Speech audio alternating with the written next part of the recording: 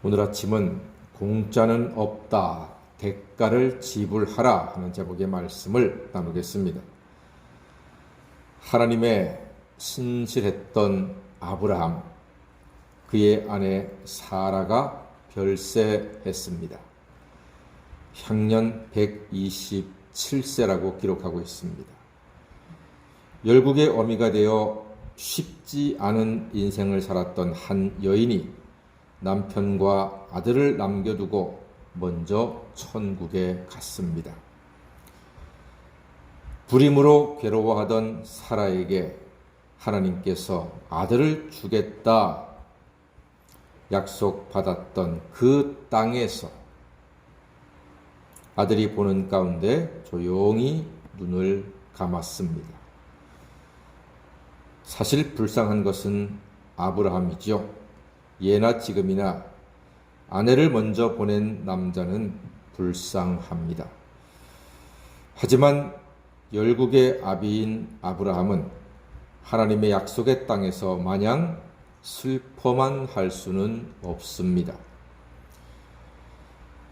망자인 아내를 장사 지낼 땅을 헷 족속에게 구입하려고 합니다. 헷 족속의 답이요, 당신이 하나님이 세우신 지도자이니까 우리 묘실 중에서 좋은 것을 택하여 당신의 죽은 자를 장사하라 하는 이야기를 듣습니다. 헷 족속은 우리가 옛날 세계사 시간에 배운 것처럼 히타이트족입니다. 히타이트족은 세계에서 가장 먼저 철기 문화를 사용했던 족속입니다. 쉽게 말해서 막강한 족속이란 말입니다. 힘이 강합니다. 그런 힘이 강한 헷 족속으로부터 인정받고 존경받는 사람이 아브라함이었습니다. 우리 그리스도인들이 주변 사람들과 지내면서 인정도 받고 존경도 받는 그러한 삶은 대단히 중요합니다. 그 말은 아브라함이 헷 족속 그 이웃들에게 베풀었다는 이야기입니다. 착했다는 이야기입니다. 자기 것 가지려고 아글아글 쓰고 자기 소유를 주장하고 베풀지 않았다면 그 강력한 헷 족속이 아브라함에게 선을 베풀 까닭이 없습니다. 가는 정이 있어야 오는 정도 있는 것입니다. 아브라함은 그렇게 복되게 살았습니다. 하나님이 함께 하실 때 세상에서 또 존귀한 인정을 받는 그런 사람이 될 수가 있습니다.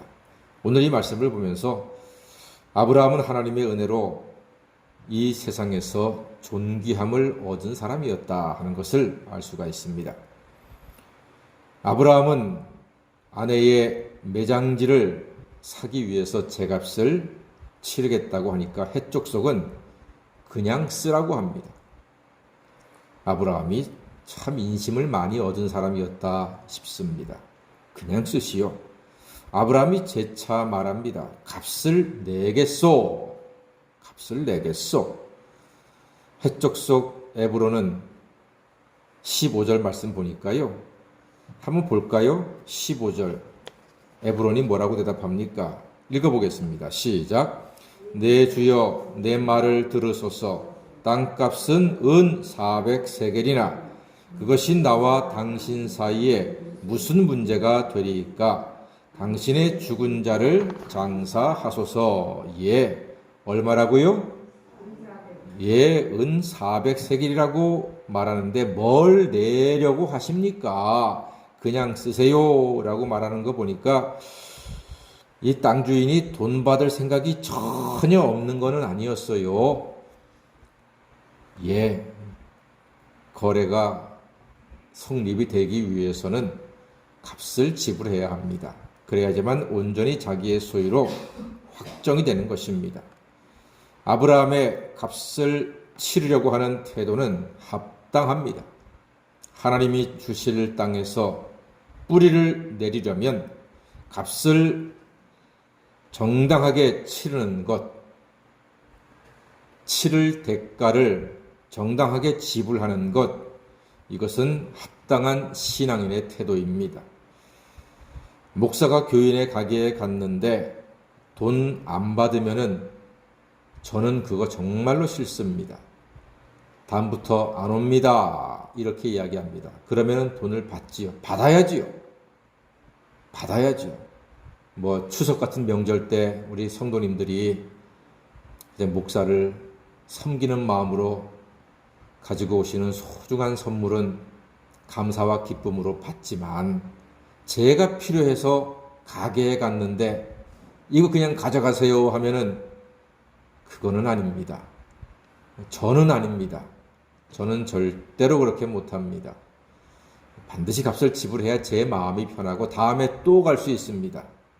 두 번째는 못 가요. 내가 저 집 가면은 돈 안 받지. 그럼 안 가게 돼요. 제가 또 오기를 원하신다면은 값을 받으셔야 합니다. 그게 합당합니다. 물론 목사지만 그때는 제가 목사로 간 것이 아니라 손님으로 간 것이기 때문에 값을 받으셔야 합니다. 그래야지만 제가 김영란법에 저촉되지 않고 제가 감옥 안 갑니다. 그건 농담이고요. 값을 지불해야 합니다. 아브라함과 에브론은 성문에서 헷족속이 보는 데서, 많은 사람들이 보는 데서 계약을 하고 소유권을 완전히 양도했습니다. 이것은 단순히 무덤 하나 산 것이 아닙니다. 하나님이 아브라함에게 그리고 이스라엘 백성들에게 가나안을 주시겠다고 했던 약속의 첫 번째 실현인 것입니다. 그만큼 의미 있고 귀한 계약서가 작성되었습니다. 사랑하는 여러분, 우리는 가나안 복지가 이 땅에만 있는 것이 아니라 천국에도 있다고 믿고 그 가나안 복지를 향해서 살아가는 하나님의 자녀들입니다. 우리의 천국 영토는 어떻게 구입합니까? 예수님의 십자가 보혈로 값을 지불하고 우리에게 허락이 된 줄로 믿습니다. 대가를 지불해야 확정이 됩니다. 오늘 말씀에도 보니까요, 18절 말씀에 성문에 들어온 모든 헷족속이 보는 데서 아브라함의 소유로 확정된지라, 돈을 지불하니까. 그리고 20절 마지막에 다 같이 마지막 절 보겠습니다. 20절입니다. 시작.